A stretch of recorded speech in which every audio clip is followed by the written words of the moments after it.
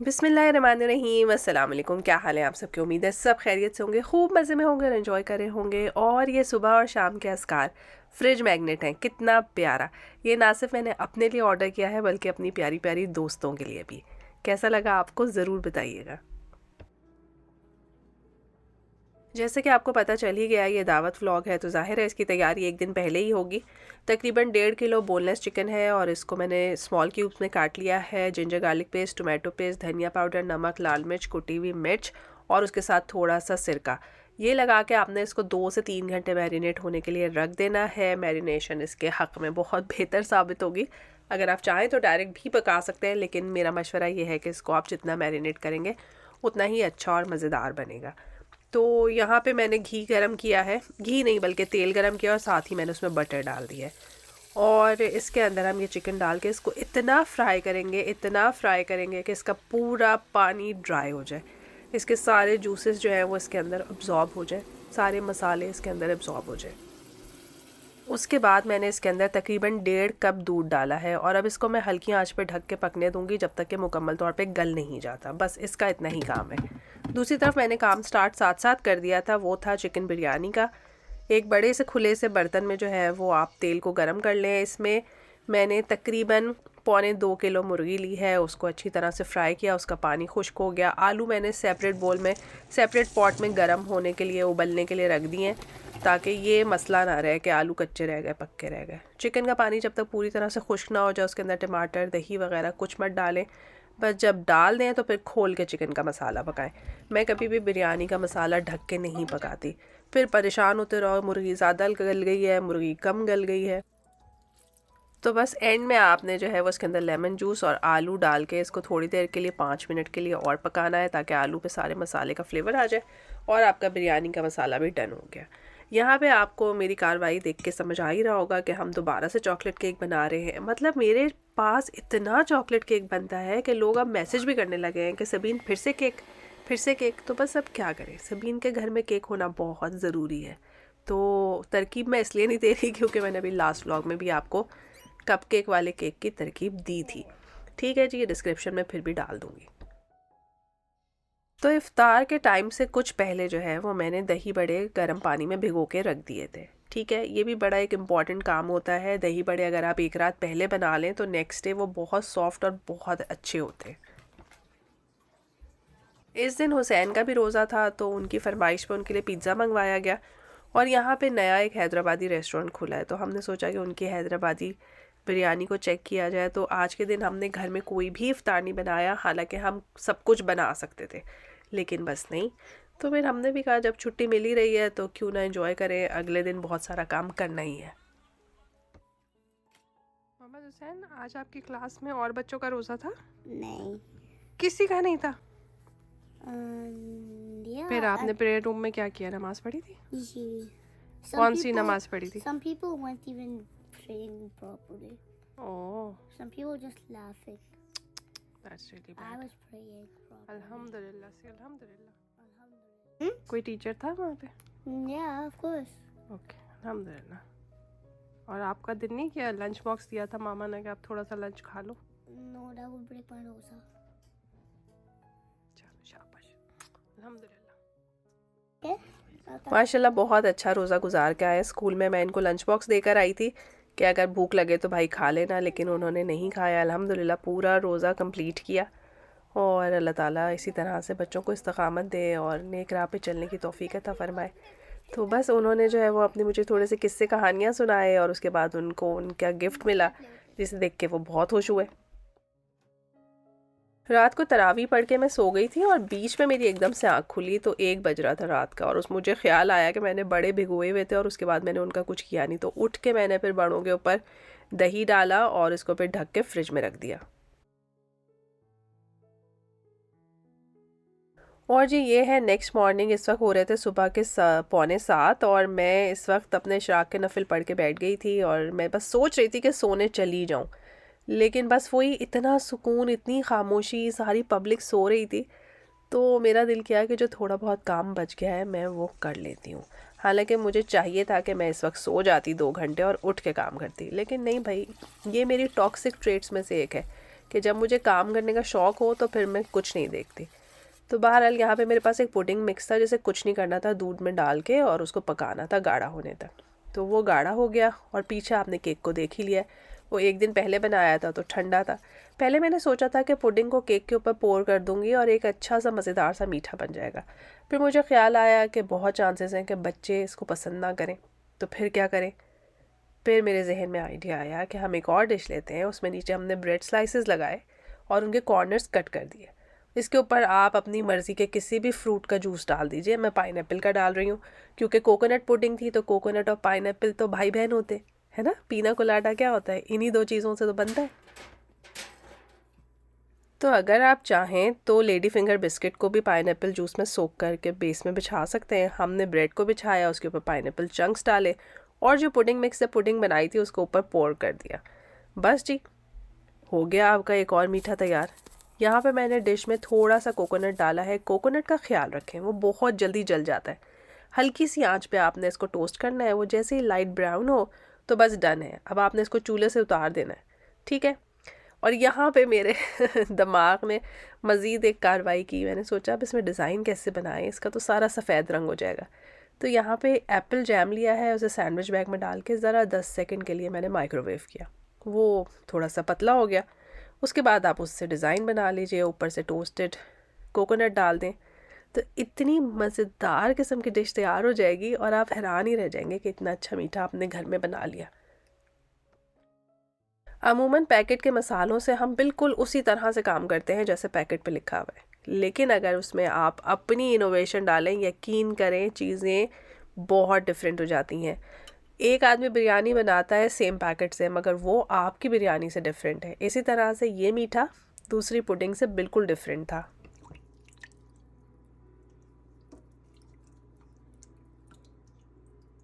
आज के मेन्यू में बिरयानी के साथ हम बना रहे हैं निहारी। अच्छा, निहारी अगर आपने मेन्यू में रखनी है तो प्रॉपर निहारी का गोश्त लेकर आएँ, बोंग का गोश्त लेकर आएँ और उसके साथ प्रॉपर हड्डियाँ लेकर आएँ।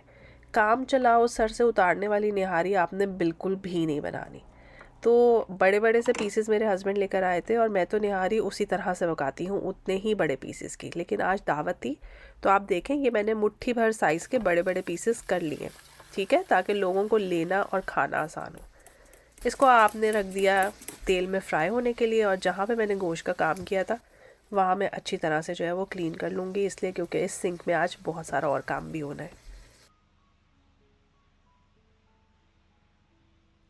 साथ साथ अपनी इबादतों को याद रखें। जो नफिल पढ़ने का टाइम है उसमें नफिल ज़रूर पढ़ें। दावत होने का ये मकसद नहीं है कि आपकी छुट्टी हो गई किसी भी किस्म की इबादत से, साथ साथ पढ़ना पढ़ाना जारी रखें। अच्छा, अपनी तरफ से केक डेकोरेट करके मैं फ़ारिग हो गई थी। फिर मुझे लगा कि यार बहुत ही सिंपल सा लग रहा है। फिर मैंने उसके पीसेस काट दिए ताकि लोगों को लेना आसान हो जाए और उस पर चॉकलेट से डिज़ाइन बनाया, थोड़े से पिस्ताशियो और आलमंड, इनसे उसको डेकोरेट कर दिया। तो आम सा केक है जो आप हर वक्त मेरे घर देखते हैं, मगर देखने में बिल्कुल डिफरेंट और बहुत प्यारा लग रहा था माशाल्लाह। हमारे घर में जो निहारी बनती है, बच्चे उसके अलावा किसी के भी घर की निहारी खाना पसंद नहीं करते। अब मैं अपनी कोई तारीफ़ नहीं करी, कोई जादू टोना नहीं मैं करती उसके अंदर, वही पैकेट के मसाले से बनाती हूँ, मगर कुछ ट्रिक्स हैं। गोश्त इतना भूनना है कि उसमें ब्राउन निशान आ जाए, वो बहुत अच्छा भुना हुआ होना चाहिए। इसमें आपने जो है वो नेशनल का और शान का मसाला मिक्स करके डालना है। मेरे पास पूरे 2 किलो का गोश्त है, तो 2 किलो गोश्त में मैंने एक नेशनल का पैकेट और आधा शान का पैकेट डाला है। हड्डियों का होना बहुत ज़रूरी है क्योंकि हड्डियों से ही जूस निकलता है। हमेशा खुले बर्तन में गोश्त को आपने अच्छा फ्राई करना है, बहुत ज़्यादा अच्छी तरह से। जब वो बहुत फ्राई हो जाएगा तब उसमें मसाले डाल के आपने प्रेशर कुक करना है। इतने बड़े पीसेस को मैं पूरी 5 सीटियों तक प्रेशर कुक करूँगी, ठीक है जी। बाहर आप देख लीजिए मौसम कैसा है और टाइम हो गया है 9:15।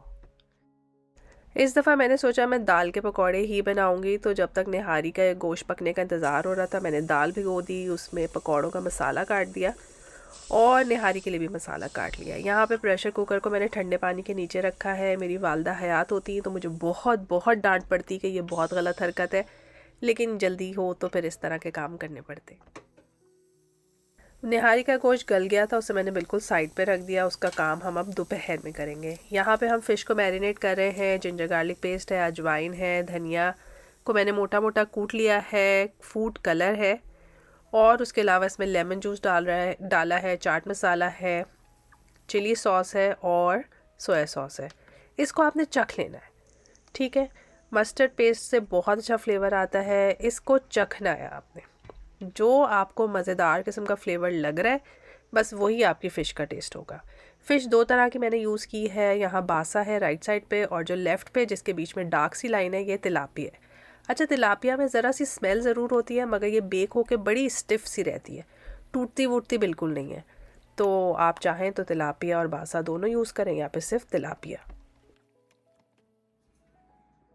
और जनाब अब खाने से फारिग हो गए हैं तो चलते हैं टेबल की तरफ।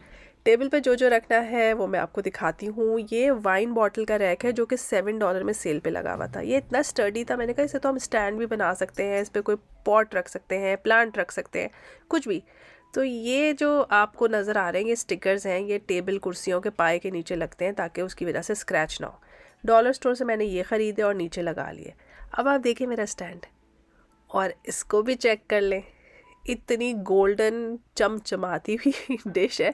मेरे बच्चे कह रहे थे अम्मा आपको क्या हो गया, अब तो बहुत फिल्मी हो गई हैं आप, इतनी गोल्डन प्लेट लेकर आई हैं। लेकिन मैंने कहा आप फिक्र ना करें, मैं इसको ऐसे रखूँगी कि इसका गोल्डन कलर प्यारा ही लगेगा इंशाल्लाह।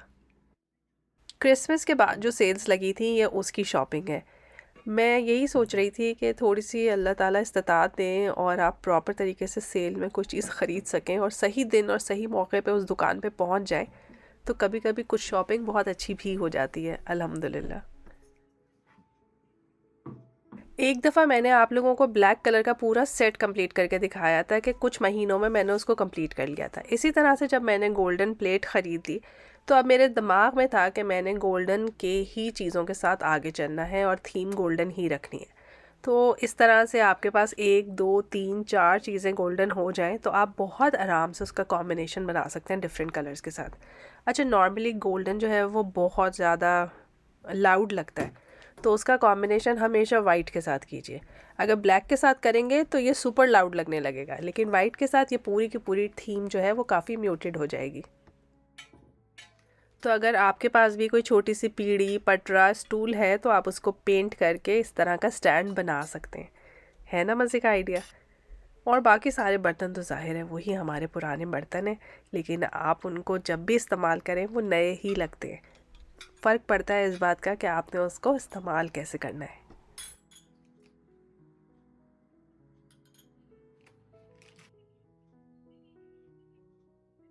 इस कैंडल स्टैंड की सबसे अच्छी बात ये थी कि इसमें लंबी वाली कैंडल्स लगनी थी, मगर उनको आपने सिक्योर करके लगाना है ताकि खुदा न खास्ता इसमें से कोई भी नीचे गिर के आपके लिए या आपकी प्लेट के लिए या आपके मेहमानों के लिए ख़तरे का बाइस ना बने।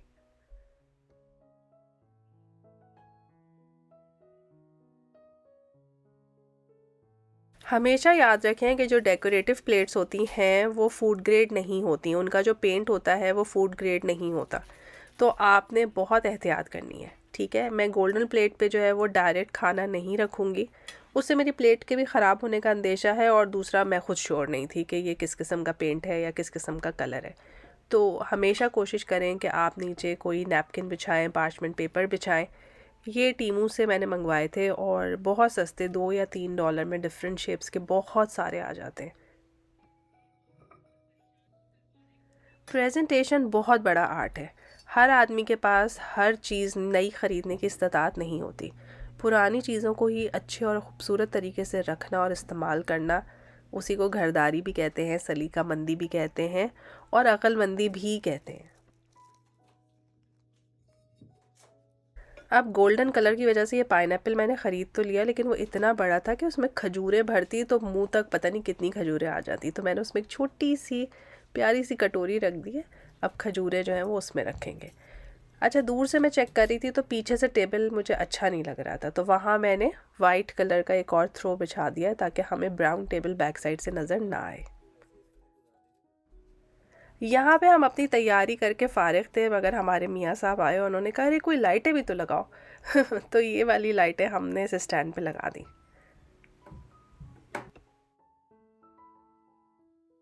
अपनी फ्रेंड्स के लिए जो फ्रिज मैग्नेट मैंने ऑर्डर किए थे, उन्हें मिठाई के छोटे से डब्बे के साथ प्यारा सा मैंने पैक कर दिया, ताकि हुसैन के पहला रोज़ा रखने की खुशी में हम लोगों को मिठाई खिला सकें, उनका मुंह मीठा कर सकें। तो जनाब ज़ोहर की नमाज़ पढ़ी, थोड़ी सी सफाई की और आ गए निहारी का काम करने। निहारी का गोश्त अलग कर लिया था और शोरबे में थोड़ा थोड़ा सा आटे का घोल डाल रहे हैं, आटा और ठंडा पानी, और साथ साथ मिक्स करें। निहारी को मैं थोड़ा सा ज़्यादा गाढ़ा करूँगी क्योंकि मैंने इस निहारी को तकरीबन 5 से 6 घंटे पकाना है। ठीक है, इसी से तो मज़ा आएगा। मेक श्योर कि किसी भी किस्म की गुठली ना हो। सही है, तो जब निहारी आप प्रॉपर गाढ़ी कर लें, उसमें गोश्त वापस डाल दीजिए। डालने के बाद आपने उसे बघाड़ना है प्याज और ऑयल से, और जो आधा पैकेट शान का मसाला आपने रखा था, आपने वो भी इसमें शामिल करना है। उसी से ऊपर का खूबसूरत सा रेड कलर भी आएगा और फ्लेवर भी आएगा। अब इस निहारी को आप भूल जाएं, मीडियम टू लो फ्लेम पे आपने इसको रखना है उस वक्त तक जब तक आपने इसे सर्व नहीं करना। ठीक है जी। और यहाँ पर आ गया है बिरयानी का काम। तकरीबन 4 सवा 4 बजे मैंने बिरयानी को भी दम लगा दिया था। लेयर्स के बीच में दही और उसके अंदर थोड़ा फूड कलर और चाट मसाला डाल के वो भी लगाया। साथ ही हमने प्री हीट होने के लिए रख दिया अवन, और उसमें चली गई फ़िश। तो तकरीबन 4:30 बजे मैंने चने जो कि डीफ्रॉस्ट कर लिए थे, पहले से बॉईल हुए हुए थे, उनको चाट मसाला चटनी वटनी डाल के अच्छे से तैयार कर लिया। फ़िश की आप सूरत देख लीजिए, तिलापिया कितनी स्टर्डी होती है, बिल्कुल ज़्यादा टूटती नहीं है, बेक होने के बाद अपनी शेप मेंटेन रखती है। और इसको मैंने थोड़े से ऑयल और हल्के से फूड कलर से जो है ना वो ब्रश कर दिया, ताकि इस पर एक अच्छा प्यारा सा कलर आ जाए। तो आपकी फ़िश तैयार है, इसको आप ढक के रख दीजिए। चूँकि ये डिनर आइटम हैं तो इनको आपने तैयार करके साइड में रख लिया है। अभी मेरा अवन इस्तेमाल होगा और हम बेक करेंगे अपने पैटीज़ और वो फ्लावर वाले फाइलो पेस्ट्री के फूल जो मैंने और आपने मिलके बनाए थे। अगर आपने मेरी रमज़ान प्रेप की वो वीडियो नहीं देखी है तो ज़रूर चेक करें। और जो लोग कह रहे थे कि वो कैसे लगेंगे, तो देखें वो कितने प्यारे लग रहे थे। यकीन माने इनका फ़ीडबैक बहुत बहुत अच्छा था। तो ये सब 15 मिनट में तैयार हो जाएंगे। निहारी हमारी हल्की आंच पे पक रही है। बिरयानी और जो हमने चिकन हांडी कल बनाई थी वो और फ़िश एक साइड पर है। उन सबको भी अभी हम गरम ही रखेंगे, टेंशन मत लें। तो साथ साथ आप फ्राइंग का काम करें। और ये दाल वैसे मैंने पहले पीस ली थी, लेकिन आपको मैंने दिखाई इसलिए ताकि कोई कन्फ्यूजन ना हो। दाल पीस के उसमें सारे मसाले डाल के आपने दाल के पकौड़े बना लेने हैं और चनों को उनकी डिश में निकाल दीजिए और ऊपर से गार्निश कर दें। थोड़ा सा प्याज, टमाटर, हरी मिर्चें, धनिया मैंने उसमें अंदर शामिल किया था और थोड़ा सा ऊपर खूबसूरती के लिए। ठीक है, देखिए खूबसूरती के नंबर बहुत ज़्यादा होते हैं, तो इसलिए चीज़ों को खूबसूरत बनाने पे ज़रूर फोकस किया करें।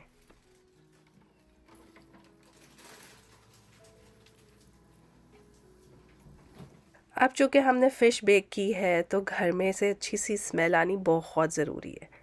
तो ये बहुत खूबसूरत इंसेंस है, इसकी इतनी अच्छी सैंडलवुड की खुशबू है। इसको जलाएं और फूंक मार दें तो अगरबत्ती की तरह इसमें से धुआं निकलता है और बहुत बहुत प्यारी खुशबू आती है। तो मैंने वो जला दिया है। अराउंड 5 बजे के करीब मेरे घर में ये जल गया था और हमने जितनी भी चीज़ें थीं, जो कैंडल्स थीं, वो सब की सब इस वक्त लाइट ऑन कर दी थी उनकी, ताकि हमारा घर मेहमानों के लिए बिल्कुल तैयार हो।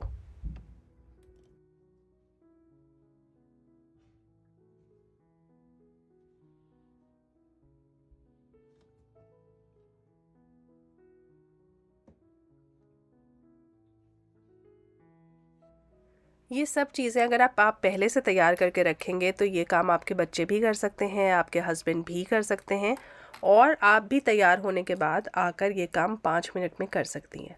लेकिन शर्त यह है कि आपने इसकी पहले से तैयारी रखी हुई हो। अगर आप आखिरी टाइम पे भागेंगी, दौड़ेंगी, ढूंढेंगी कि कौन सा डेकोरेशन पीस चाहिए, कौन सी हमने टेबल के ऊपर चीज़ रखनी है, कौन सी कैंडल जलानी है, कैंडल जलाने के लिए लाइटर कहाँ पर है, अगर उस वक्त ये वाले सारे तरद्दुद में पड़ेंगी तो फिर वाकई चीज़ें डिले होती रहेंगी।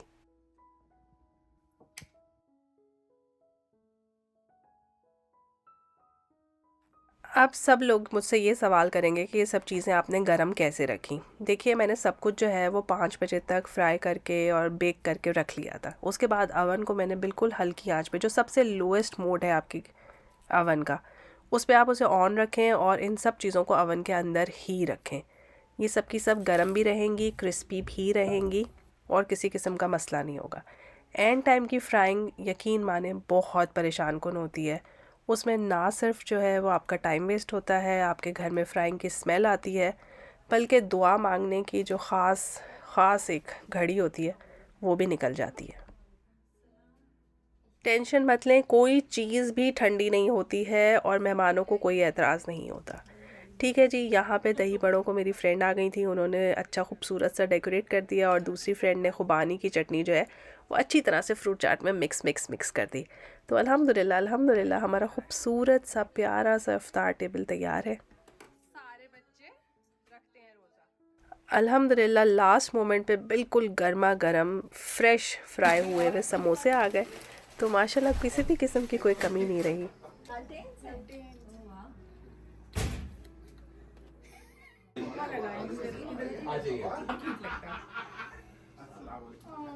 या यहाँ रखे, कहाँ रखे? आप लोगों को समझ तो आ ही गया होगा, हमारी फ्रेंड्स ने कहा कि फ्रिज पे से उतार के इसको डाइनिंग टेबल पे रख दो, ये लालटेनें यहाँ पे बहुत प्यारी लगेंगी। और वाकई वो बहुत प्यारी लग भी रही थी माशाल्लाह। एक बड़ी इंपॉर्टेंट बात है, इफ्तार के बर्तन डिनर के बर्तन से हमेशा अलग रखें, ताकि डिनर के टाइम पे आपको भाग भाग के बर्तन धोने ना पड़े, ढूंढने ना पड़े।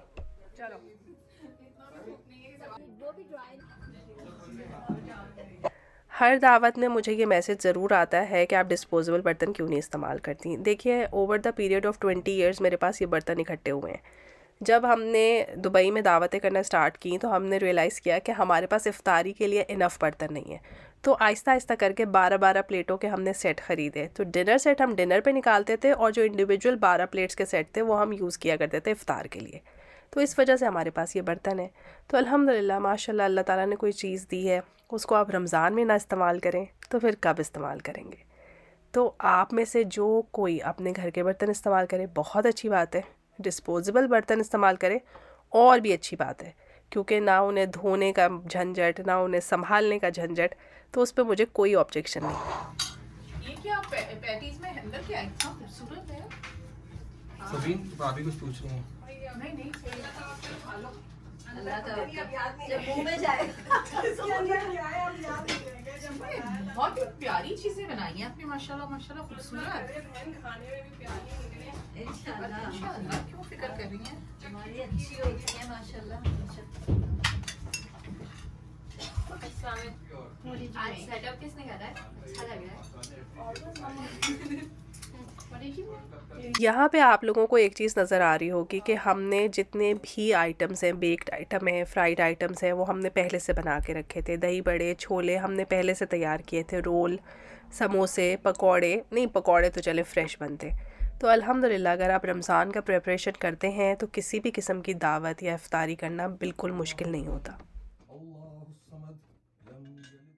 अच्छा, जिस वक्त मैं बर्तन निकाल रही थी उसी वक्त मैंने अपनी केटल को भी सजा लिया था। याद है, ये हमने टीमू से मंगवाया था। इफ़्तार का सामान मैं ज़रूर टेबल पे ही छोड़ देती हूँ, क्योंकि बहुत से लोग डिनर के साथ भी इफ़्तार की चीज़ें खाना पसंद करते हैं, और ज़रूर छोड़ दिया करें। उससे होता ये है कि आपका इफ़्तार जो है वो निपट जाता है, वरना बहुत सारी चीज़ें बच जाएं तो फिर उनको संभालना बहुत मुश्किल होता है।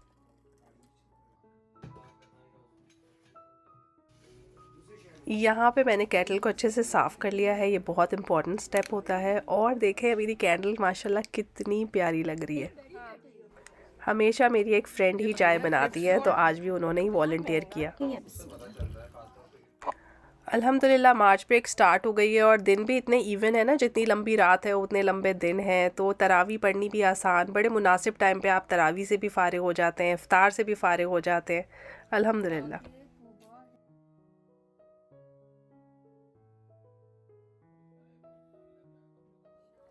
जिस वक्त इफ्तार का काम हो रहा था उसी वक्त मैंने अवन में चिकन और सब चीज़ें रख दी थी। अब देखें चिकन कितना अच्छा गर्म हो गया है, बिल्कुल आखिरी उसको टचेस दे रहे हैं। उसके अंदर मैं क्रीम शामिल कर दूंगी, क्योंकि हमने इसको दूध में पकाया था तो इसका टेक्सचर ऑलरेडी क्रीमी था। लेकिन एंड में जब आप इसमें थिक क्रीम शामिल करते हैं तो पूरी की पूरी कंसिस्टेंसी चेंज हो जाती है। तो आप इसको अदरक के साथ क्रीम के साथ अच्छे से गार्निश कर सकते हैं। सैलड बहुत बेसिक सैलड था, बस कोई ख़ास हमने एहतमाम नहीं किया था। और पाकोला हमें आजकल यहाँ पे मिलने लगी है और उसको देख के बहुत दिल खुश होता है, अल्हम्दुलिल्लाह।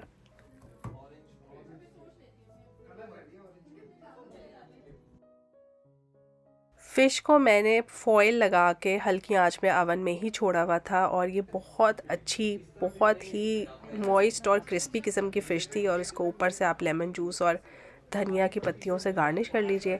साथ में जो है वो आप बाकी सब सामान ला के रख लें। अच्छा, हैरत अंगेज़ तौर पे मैं निहारी का कोई भी शॉट लेना भूल गई, क्योंकि मैं खाना लगाने में मसरूफ़ थी तो मैंने निहारी का शॉट नहीं लिया। लेकिन आप ये बात याद रखें कि 4 साढ़े 4 बजे से जो निहारी पक रही थी वो तकरीबन 8:30 बजे सर्व हुई है। ठीक है, तो हल्की आंच पे निहारी पकती रहेगी, आप उसे गाहे बगाए हिलाते रहें, आपकी बहुत ज़बरदस्त, बहुत बहुत अच्छी निहारी तैयार होगी इंशाल्लाह ताला। बेशक ये टाइम टेकिंग है, इसमें कुछ टिप्स और ट्रिक्स का ख्याल आपको करना पड़ेगा, लेकिन यकीन माने आउटकम बहुत बहुत अच्छा है, अल्हम्दुलिल्लाह। तो जी खाना हमने थोड़ी देर से सर्व किया ताकि सब लोग जो है वो नमाज़ों से फ़ारिग हो जाएं और फिर खाना खाने की थोड़ी गुंजाइश भी बन जाए, तभी मज़ा आता है ना। और आपकी मेहनत भी इसी तरह से वसूल होती है जब सब लोग कुछ ना कुछ ज़रूर खा लें और आपके पास बहुत सारा लेफ़्ट ओवर ना हो। हमेशा जब भी कोई दावत होती है तो मैं अपने अड़ोसी पड़ोसियों का हिस्सा पहले से ही निकाल के रख देती हूँ, क्योंकि याद रखें उनका हिस्सा, उनका रिस्क आपके रिस्क में शामिल होता है, तो उन्हें मत भूलें। कैसी है बिरयानी? फिश सही बनी? फिश थोड़ी ड्राई हो गई है मुझे लग रहा है। अल्हम्दुलिल्लाह अपनी दोस्तों से कंफर्मेशन मिली कि फ़िश बिल्कुल भी ड्राई नहीं थी और बहुत अच्छी थी, अल्हम्दुलिल्लाह।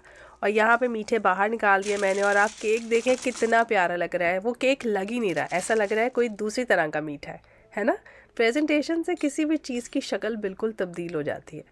इसको मैंने इस तरह से उठा के इसलिए रखा ताकि लोगों को पता चले कि इसके पीसेस हुए हुए हैं और ये आराम से निकाला जा सकता है। और जनाब अब सुनते हैं फ़ीडबैक, ताकि आप भी इन रेसिपीज़ को ट्राई करें। कुछ भी लो, मुझे बताओ कि क्या है, खोपरे की मिठाई? लग रही है खोपरे की मिठाई? चलो अगर लग रही है तो बहुत अच्छा है। नहीं, मैं तो ऊपर की क्रीम खाऊंगी। अच्छी है, ठंडी ठंडी। खोपरे की मिठाई है ऐसे कह के तुम खा के देख के बताओ ये कैसी। ये तो कुछ वो लग रहा है, पुडिंग टाइप। हाँ सर, और नीचे नीचे भी कुछ है लगा हुआ।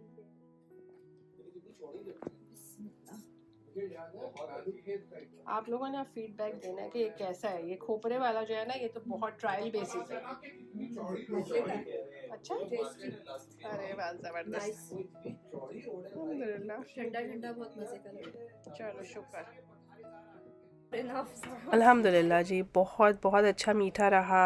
और यहाँ पे आपको कैंडल्स के बारे में भी एक टिप दे दूँ, ज़रा अच्छी क्वालिटी की थोड़ी महंगी वाली कैंडल्स ख़रीदें। डॉलर स्टोर वाली कैंडल्स का ये हाल हो जाता है, लेकिन अल्हम्दुलिल्लाह टाइम पे मैंने इनको देख लिया कि बिल्कुल ही ये एंड पे पहुँच गई थी, तो मैंने सोचा कि इनको बुझा देती हूँ।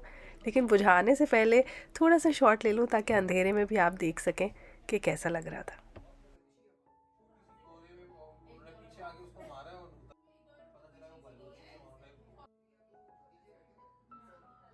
तो जनाब शमें तो गुल हो गई, मगर महफिल अभी जवान थी। हमने बनाई ग्रीन टी और फिर उसे एंजॉय किया। नेक्स्ट डे छुट्टी होना तो आप थोड़ा सा ज़्यादा बैठ सकते हैं और आपको तसल्ली भी हो कि सारी नमाज़ें वगैरह पढ़ ली हैं, तो अल्हम्दुलिल्लाह। यहाँ पे हुसैन साहब जो हैं वो मिठाई के डब्बे दे रहे हैं, ऐसे दे रहे हैं कि दिल नहीं चाह रहा शायद उनका देने को मगर मैंने कहा आप अपने हाथ से दीजिए। Thank you so much. जीते रहे, बहुत शुक्रिया। अल्लाह ताला आपको बहुत सारी बहुत ही जिंदगी दे नेक हिदायत दे। और हिदायत पे कायम रखे। आमीन आमीन। कुछ खास पहन कर आना है कल? चलो देख लो। मैंने अभी कुछ नहीं देखा, मैं बाद में देखती हूँ क्या है। हाँ, एक में वो है हल्दी दूध मिक्स, ओह दूसरे के अंदर जो है वो चटनी में इंस्टेंट चटनी में। ज़बरदस्त, थैंक यू, जज़ाकल्लाह खैर, अल्लाह हाफ़िज़। बहुत शुक्रिया आपका कौन? इतनी मेहनत की। कोई ख़ास बात नहीं है, आप लोग के आने का शुक्रिया। आमीन आमीन, अल्लाह हाफ़िज़, अल्लाह हाफ़िज़।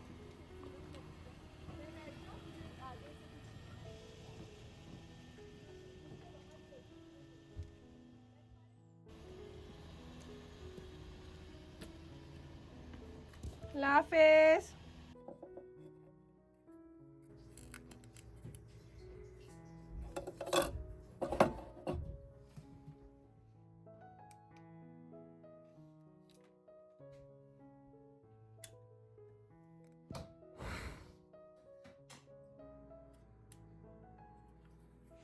अल्हम्दुलिल्लाह जी, आज का इफ्तार बहुत अच्छा रहा। लोगों का आना, बैठना, मिलना, बहुत बहुत शुक्राने की बात होती है।